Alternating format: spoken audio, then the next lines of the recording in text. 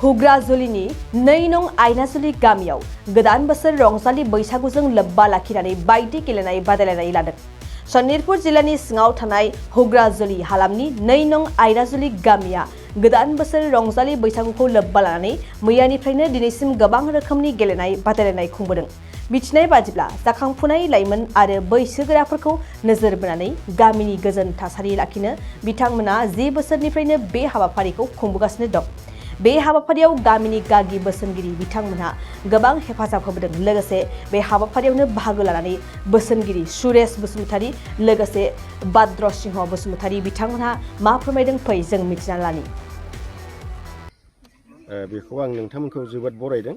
मानोना जोङो सानदों आरो फैबाय थानाय इयुन जोलैयाव गथ'फोरखौ जोङो फरायनाय, गेलेनाय, खननाय, मोसानाय बेजों लोगोसे जोङो बयखौबो रोंखा-राखा खालामनो बे हाबाफारिखौ जों लानाय जादों आरो। आच्छा, नोंथाङा बे गामिनि गाहेला हिसाबै गामिनि गथ'फोर बा रायजोफोरखौ माबोरै जाजानो लुगैयो? बेथ' मोजां सोंनाय। आंथ' जोबोद मोजां जाजानो लुगैयो, जाहाथे बे गामियाव मोजां मथे सोलिनो हाथों, नांलाय खमलाय जाया जाथों, फरायनायाव दावखोनो हाथों, जों बेखौ बिराद कामना खालामो आरो। दिनैनि बे हाबाफारिजों मैयानिफ्राय सोलिबोनाय खेला दुला बेनि जा बे प्राइज राननाय बा बैसागु मेला खुंनाय बेखौ मालानि डेटआव लानो सानदों नोंथांमोना?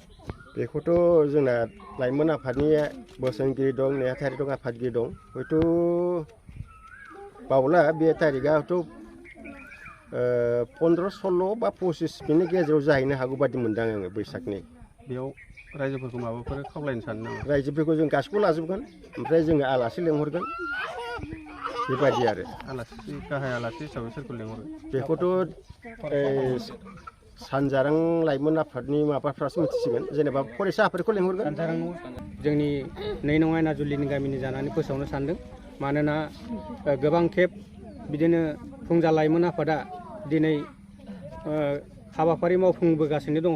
बे हाबाफारियानो जाहैबाय जोंनि गामिनि थासारिनि गथ' गथायफोरखौ सोलोंथाइ होनाय आरो गेरेमसा गामि महरै गामिखौ दाफुंनो साननाय, बेफोरखौ लानानै दिनै गोबां मिजिं लानानै जों दिनै रायजो राजाफोरखौ लानानै बे हाबाफारिखौ मावदों।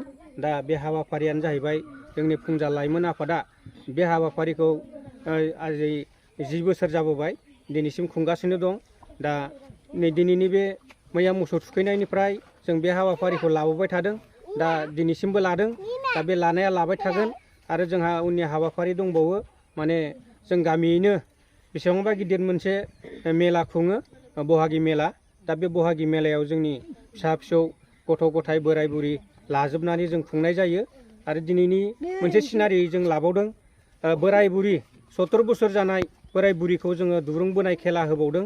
दा बे दुरुं बोनायनि खेलाजोंनो बयबो दाउला सौलायनाय, दिनै बिदिनो दैयाव बोरियाव अनेक भलिबल माबा माबि जों होनाय जादों। दा बेखौ जोङो बेफोरबायदि हाबाफारिखौ लानानै उन जोलै गथ'फोरखौ जोङो सोलोंथायाव लाबोबाय थानो सेस्था लादों। दा बिनि थाखायनो नोंथांमोननि बे निउस लाइभखौ लाबोनानै जोङो दिनैनि हाबाफारिखौ मावफुंदों। दा बेवहाय रोजा रोजा रायजो राजाफोरनिफ्राय मदद आरो नोंथांमोननिफ्राय मदद मोनगोन होननानै जों हास्थायदों। माने नोंथांमोनहा जोंखौ बेबायदि निउस लाइभ फैनानै अरायसम जोंखौ जौगाथाय लामायाव जाहाथे दिन्थिफैनो हायो, बिनि थाखायनो आं बेखौ दिनै नोंथांमोननि सिगाङाव बुंथिदों। गोदान बोसोरनि नोंथाङा रायजोफोरखौ, गामिनि गथ' गथाय बेखौ मा खावलायनो सानो? गोबां जों बिदिनो फरायनायाव, खेला दुलायाव, दिनै थासारियाव मोजां थानो थाखाय जों बेफोरबायदिनो खेलाजों गथ'फोरखौ बानजायबाय थादों आरो लाबोबाय थानो सेस्था लादों। दा बिनि थाखायनो जों नोंथांमोननि सिगाङाव फोरमायनाय जादों आरो। दानि दिनाव जे गोबां गथ'फोरखौनो ओरैनो जुमाय गान्जा बायदिसिना सोबनाय नुयो बेखौ मा बुंनो सानो नोंथां? बेखौथ' जों गोबाङैनो नुबोदों। होबथानायनि गेजेरजों जोङो बेखौ राहा लामाखौ लाबाय थादों आरो लागोनबो। बेनि गेजेरजोंनो जोंहा फरायसा हान्जा दं बा गिदिर गोलाव जोंनि बे ओनसोलनि गेदेमाफोर दं, बेफोरजों सम सम सावरायबाय थानाय जायो आरो बे हाबाफारिखौ जों लांफानो थाखाय दिनै फरायसा आफादखौ लानानै माखासे खामानिखौ मावलांनो सानदों आरो जों। 2023-24 सोलोंथाइ बोसोरनि थाखाय गोदान मुं थिसननाय लानानै फैदों बड'लेण्ड एकाडेमि सिनियर सेकेन्डारि फरायसालिया। क'क्राझार जिल्लानि तिनिआलियाव थानाय बर' बिजोंनि बड'लेण्ड एकाडेमि सिनियर सेकेन्डारि फरायसालिया दायो केजिनिफ्राय 9 थाखोसिमनि गोदान मुं थिसननायखौ लागासिनो। बड'लेण्ड एकाडेमि सिनियर सेकेन्डारि फरायसालियाव गुनगोनां सोलोंथाइ होनायजों लोगोसेयैनो नोंथांमोना बे फरायसालियाव थानाय जानायनि हस्टेल खाबुखौ मोननो हागोन। बेजों लोगोसेयैनो बे फरायसालियाव एक्सट्रा टिउसन आरो इंलिश स्पिकिं कर्सखौबो फरायसाफोरनो होनाय जायो। गोसो गोनां फरायसाफोरा मुं थिसननायखौ बाङाय बेसेनावनो मोननो हागोन।